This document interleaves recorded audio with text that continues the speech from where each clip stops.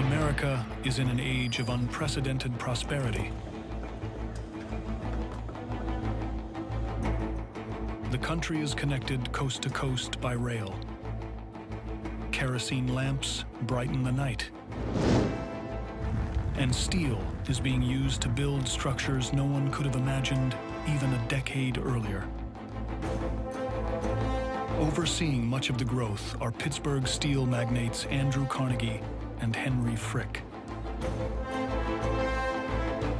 Ideal partners, together they've driven Carnegie Steel to massive profits.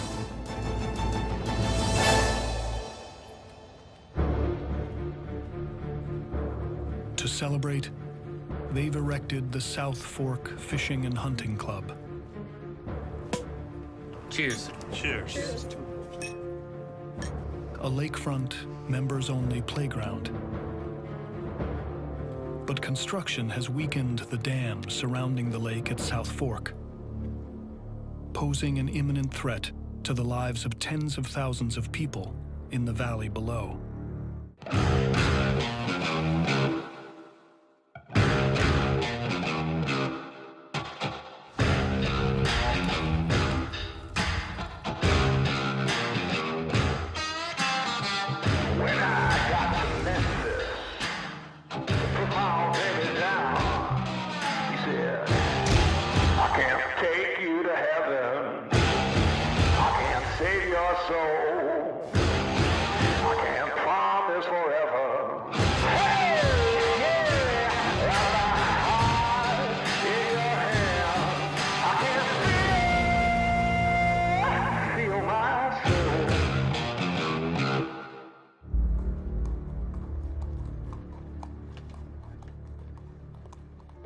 Memorial Day breaks in Johnstown as ominous clouds roll in.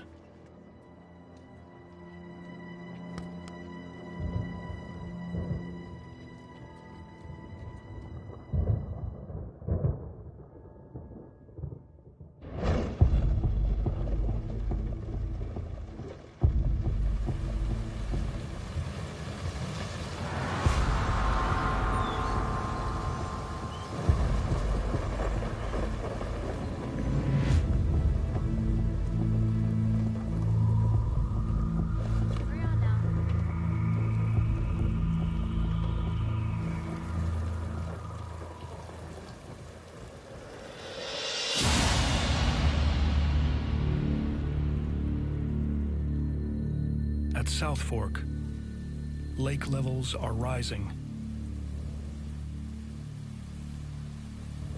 At an inch every 10 minutes.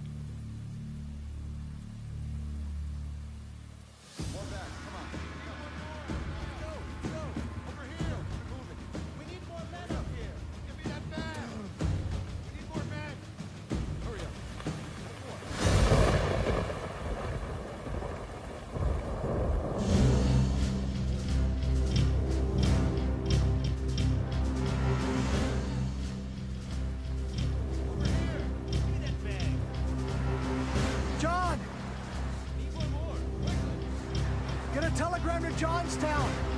Tell them to evacuate!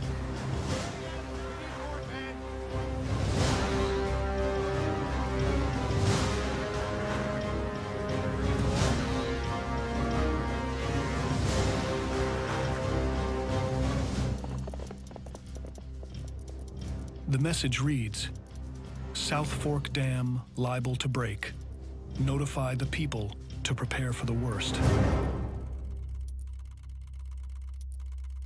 The Johnstown Telegraph Office has seen the same warning many times before. They ignore it.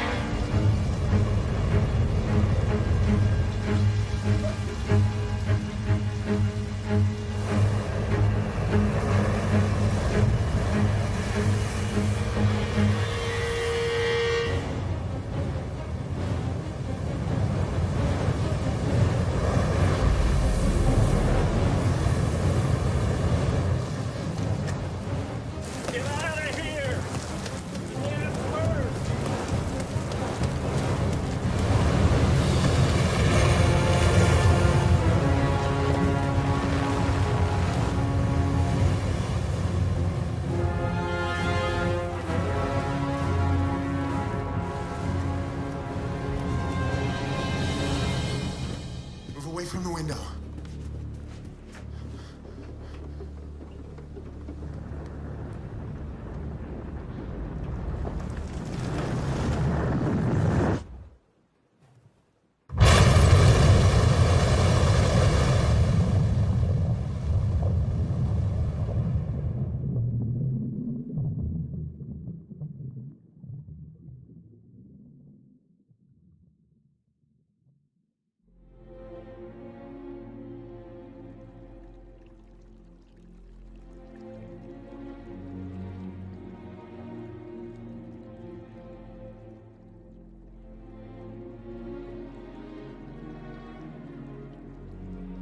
When the water stops, more than 2,000 people lie dead.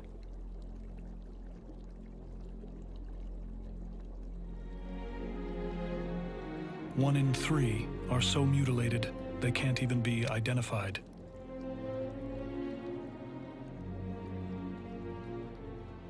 "1,600 homes are destroyed, and over 4 square miles of the town are completely leveled.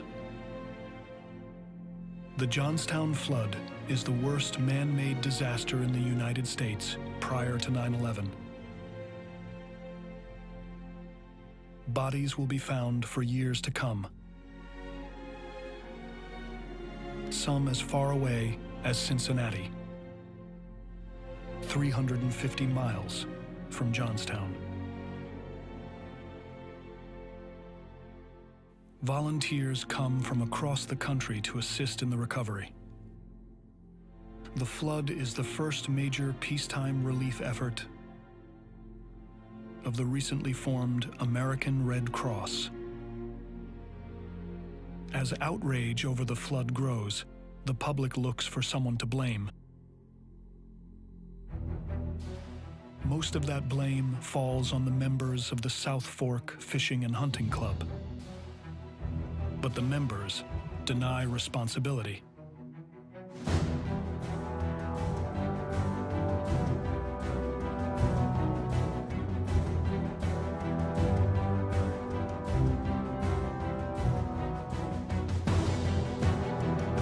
Lawsuits are filed, but they're ultimately unsuccessful. In the eyes of an angry public, the South Fork members, including Henry Frick, have gotten away with murder.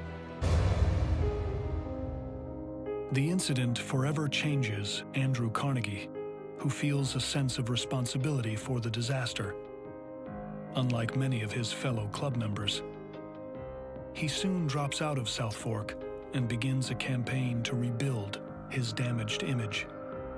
When your brand becomes so big that you become the name, you become the face behind the brand, it's difficult.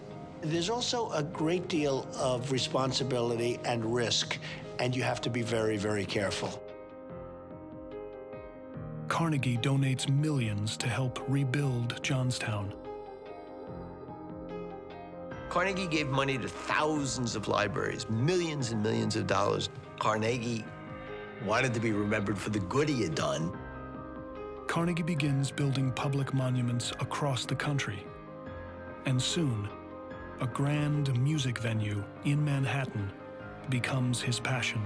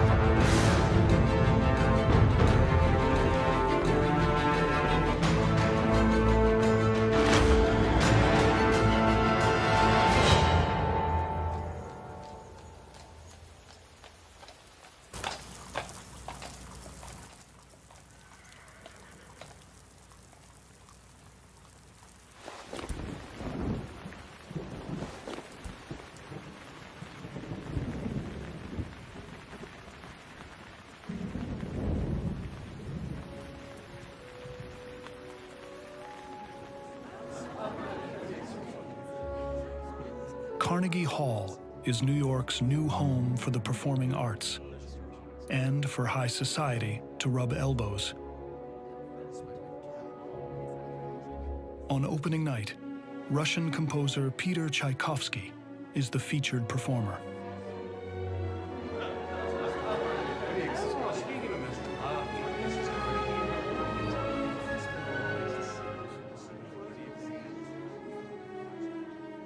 Andrew Carnegie is treated like royalty, honored for the masterpiece he's built. But even in this setting, one man is a bigger presence. John D. Rockefeller is worth 3 times as much as Carnegie.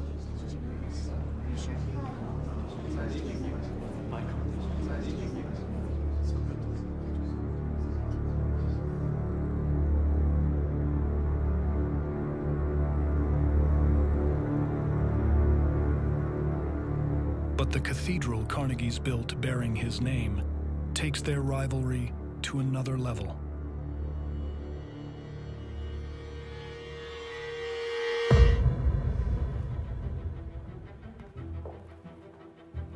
Oh, thank you, Alicia. The men will spend the next 10 years battling each other, sparring with Christmas gifts.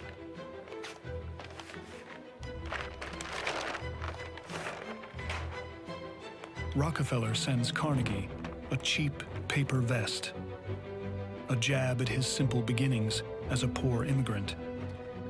In return, Carnegie sends Rockefeller, a devout Baptist who doesn't drink, a bottle of fine whiskey.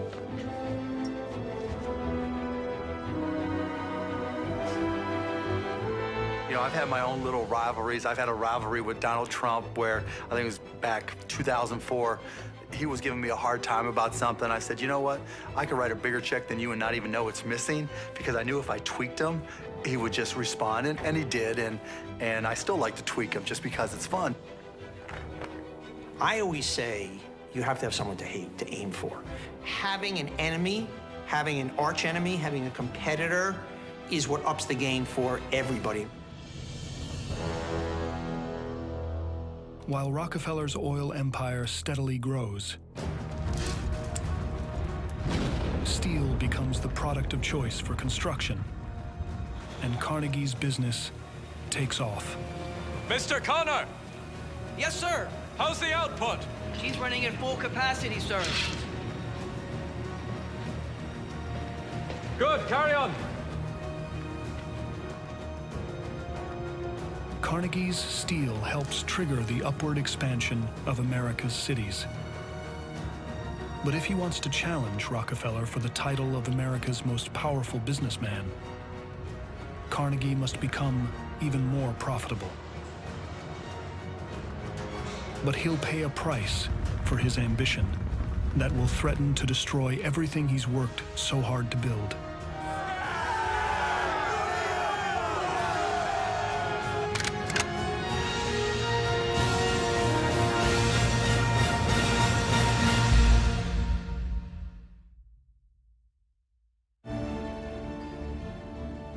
The building of modern America is moving at lightning speed.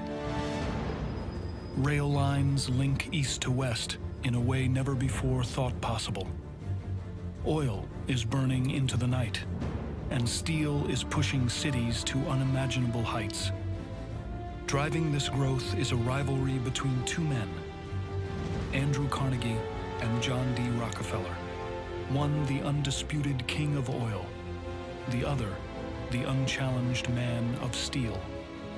And each is determined not to be outdone. I benefit from high-class competition. I've been dogged by the competition, bested by the competition a couple times, but I've had my licks too, and we managed to hold our own.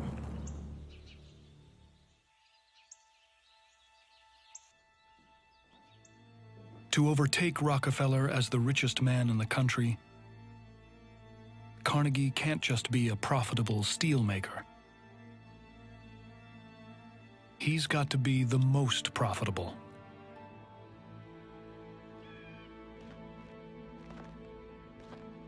And for that, he needs an edge. He sets his sights on a struggling steel mill outside Pittsburgh, with plans to make it the largest in his steel-making empire. Carnegie invests millions, retooling the plant to turn out more structural steel than any other mill of its size. The Homestead Steel Works is a true modern marvel. But it can't operate without manpower. One of the huge costs in a steel mill was labor. Carnegie knew that to stay profitable, he had to keep costs low. And the only way to keep costs low was to reduce wages and increase working hours. To keep profits growing, Carnegie needs to continue cutting costs, including wages. But he's also determined to repair his image, something he can't do in the midst of a labor dispute.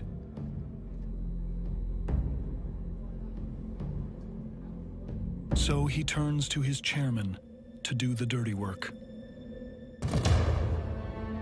Henry Frick has never been concerned with what people think of his methods. He's about one thing: winning. Carnegie didn't enjoy being a bad guy, being a villain. Frick didn't seem to mind. I think the great leaders find partners who basically can exploit their weaknesses but not kind of dance on their strengths. Instead of hiring weaker versions of themselves, they hire people that are tremendous experts at what they're not. Henry shows me the ledgers at the end, and that was not the number I was expecting. And the only question that remains is how much we'll make next year. Agreed. With Frick firmly installed as chairman of Carnegie Steel, the boss heads to Scotland to give him room to operate.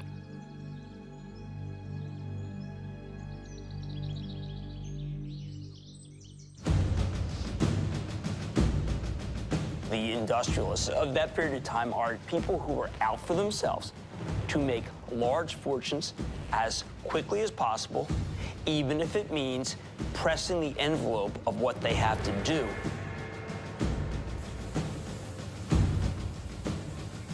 Frick begins squeezing all that he can get out of the workers at Homestead.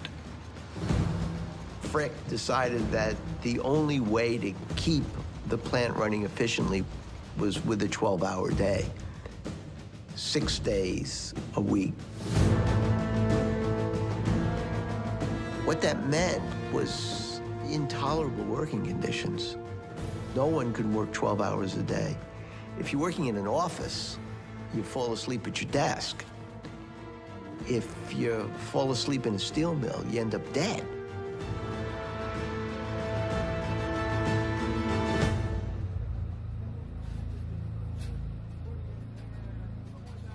You know, back when Carnegie was building his empire, obviously there were no labor laws. It was a free-for-all.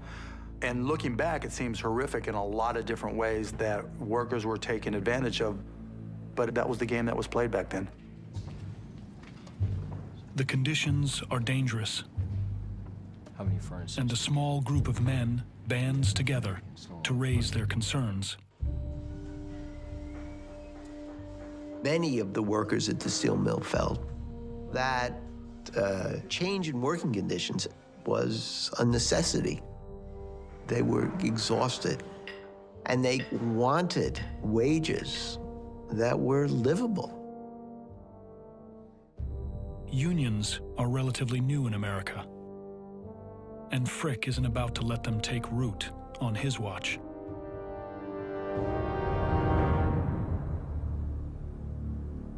But before acting, he seeks his boss's counsel. Dear Andrew, it may become necessary to fight it out this summer. Once got into, it will be fought to the finish.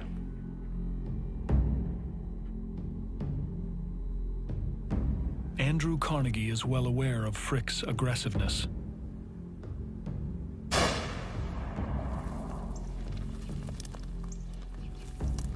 It's why he's put 3,000 miles between them.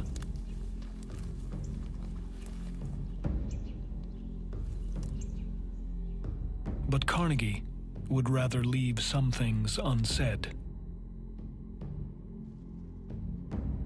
Mr. Frick, no doubt you will get Homestead right. You can get anything right with your mild persistence. There's a fine line. How do we protect the worker, yet at the same time continue to grease the wheels for capitalism? Sometimes those two are at cross purposes.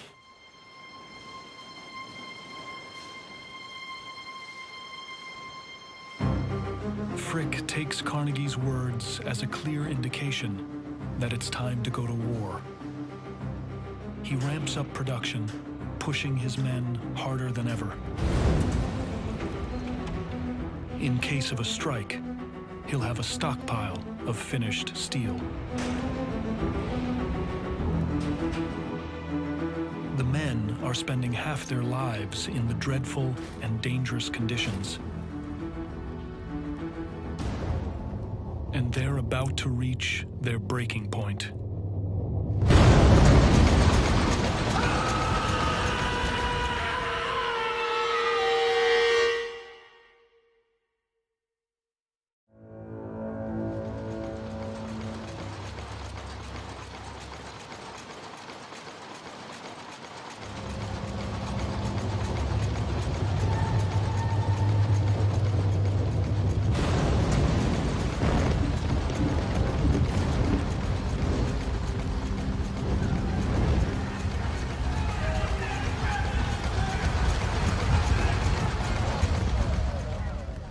May the Lord in his love and mercy help you. May the Lord free you from sin and save you and raise you up. In the name of the Father, and the Son, and the Holy Spirit.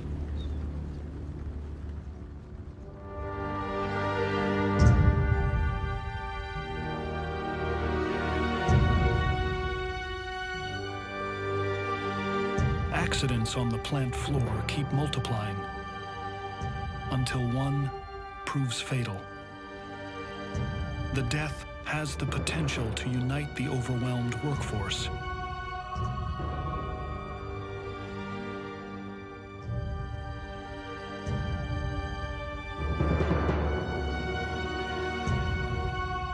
Frick knows what's coming.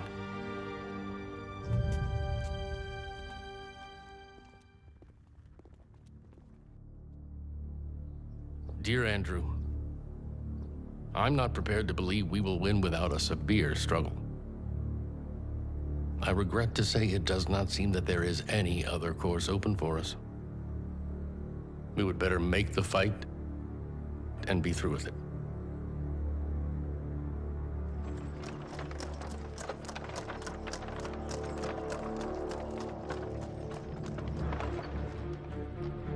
Henry, one thing we are all sure of. No contest will be entered into that will fail.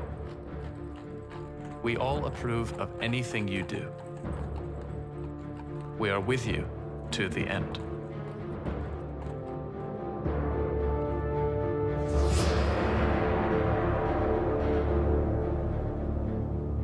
Knowing his boss has his back, Frick throws the first punch. He tells workers that Carnegie Steel won't negotiate, and conditions won't be improving. Frick didn't understand that the steel workers believed that the mill belonged to them. They were the ones who made the steel. You know, it was their plant. And they weren't gonna let this nasty little Frick take it from them.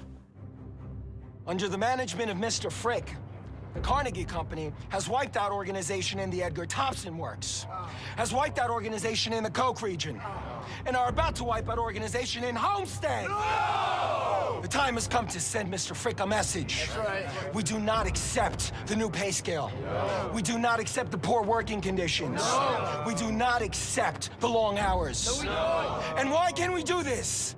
Because we are a union. Yeah! And nobody will break us. Yeah! All those in favor of striking, raise your hands. Yeah!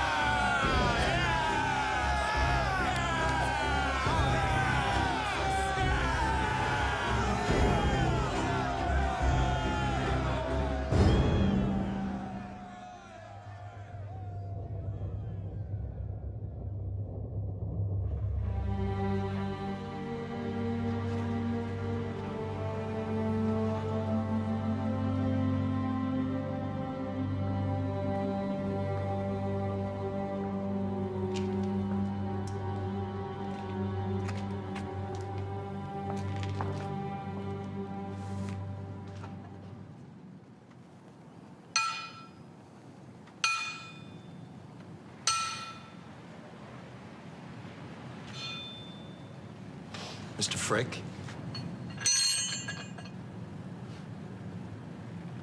I'm giving you one more chance to call off this strike. I'll make sure any man who walks out never returns.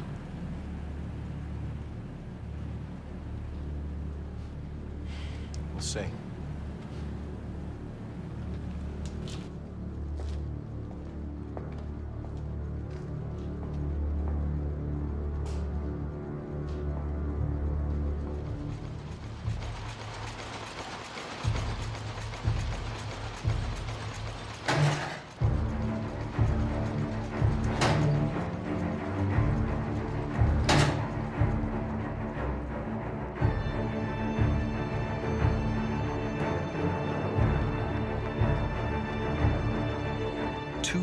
Steelworkers barricade the front of the plant to prevent Frick from bringing in replacements.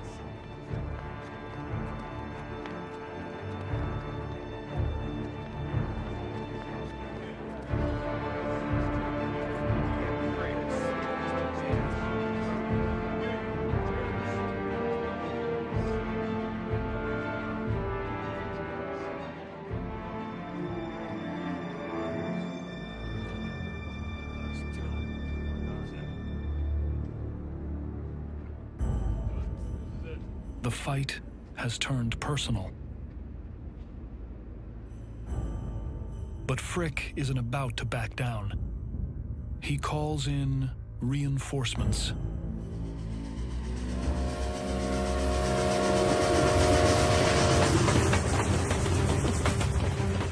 For years, the Pinkerton detectives have been a private police force, best known for tracking down train robbers. They even stopped a plot to assassinate Abraham Lincoln and were hired as the president's personal bodyguards.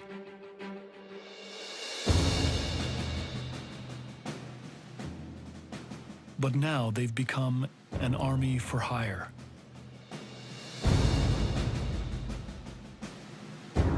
With more men and guns than the U.S. military. If you have the money, they'll fight for you. And Frick has the money. We'll enter by the river. Take them by force, if necessary. Remember your training. Follow orders. If they start shooting, we'll hit them back hard. There is no place for cowardice. The Pinkertons were mercenaries. They were from out of town.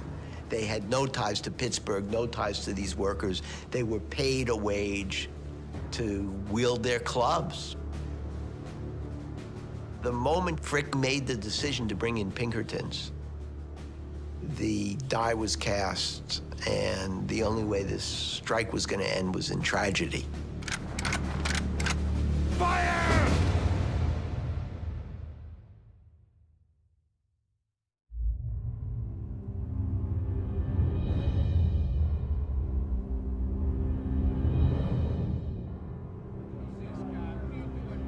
2,000 men barricade themselves inside the Homestead plant.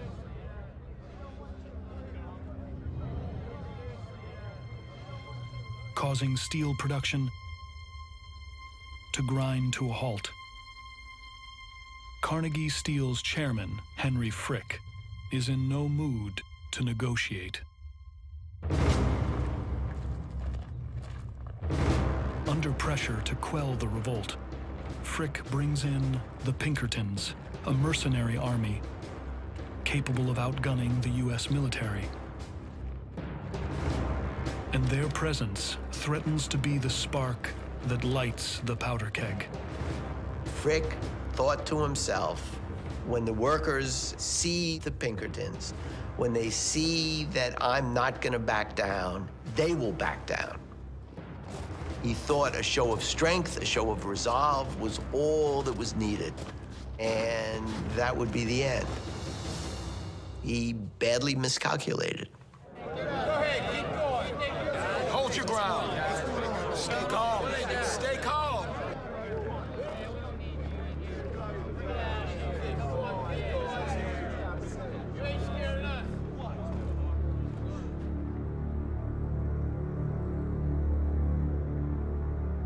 We're here to take possession of this property. I suggest you turn around and go home. You're not getting in. If you do not stand aside, we will mow every one of you down. Blood of innocent men will be on your hands. Tear down this barricade!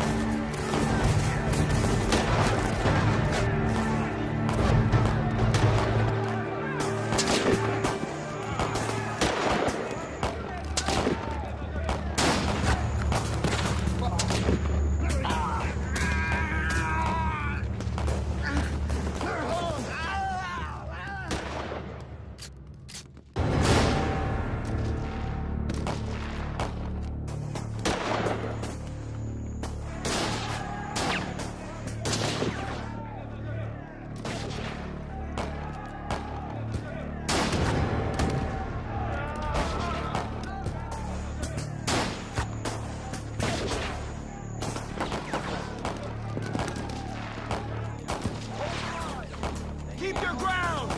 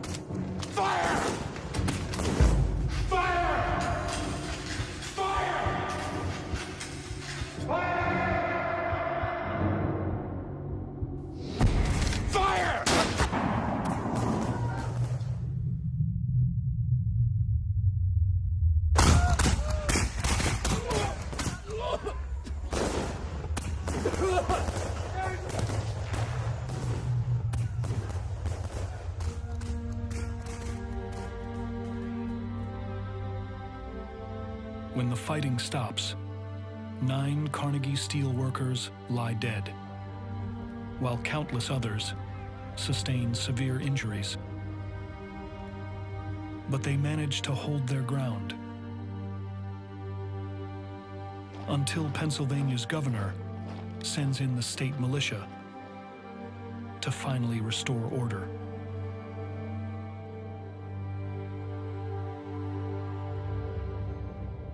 Homestead is back in the hands of management.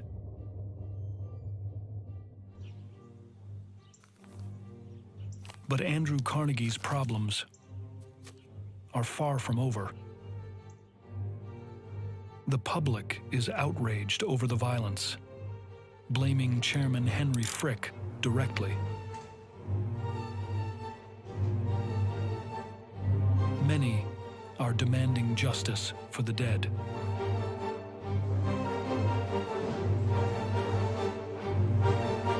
Mr. Frick.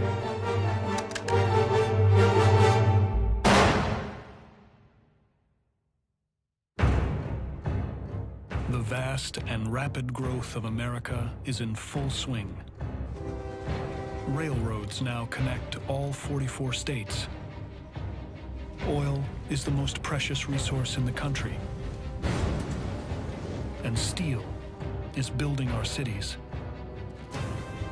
But growth at this pace doesn't come without a cost.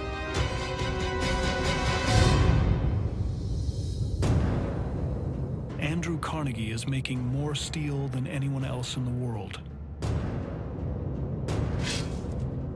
To meet this level of production, his workers are on their feet 12 hours a day, 6 days a week. The conditions spur them to barricade the plant, leading Carnegie's chairman, Henry Frick, to call in mercenaries. Fire! Shoot them! Shoot!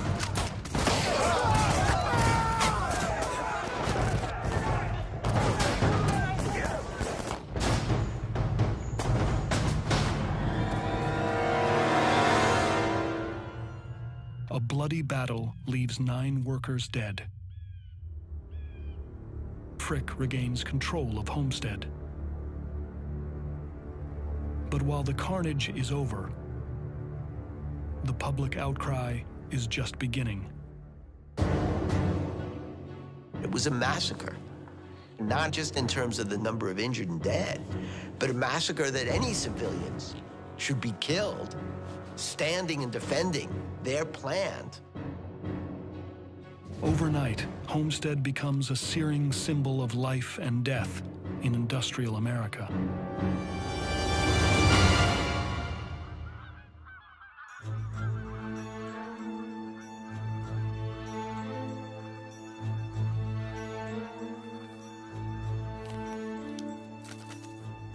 Carnegie probably was appalled at what happened at Homestead. He prided himself on portraying his company as an enlightened, progressive company, which in many ways it was.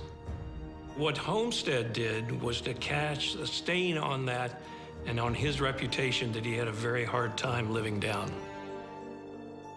Carnegie extends his stay in Scotland, hoping the distance will allow the controversy to blow over. But American reporters track him down. Excuse me, just a word. No, gentlemen. Mr. Carnegie, our readers... At another time, gentlemen. Just a word. I'm not in the habit of giving interviews in the middle of public parks. Mr. Carnegie... Get out of my damned way!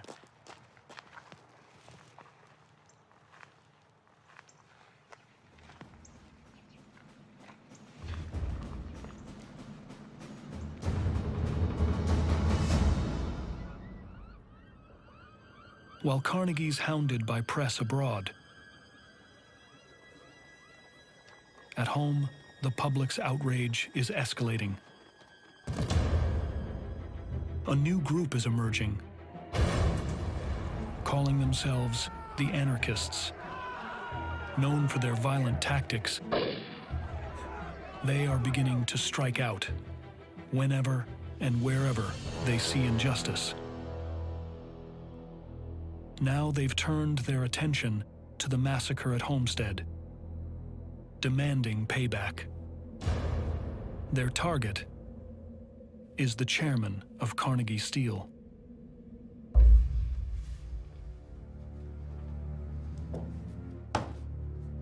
Henry Frick is determined to get steel production back up to speed. But his enemies have other plans.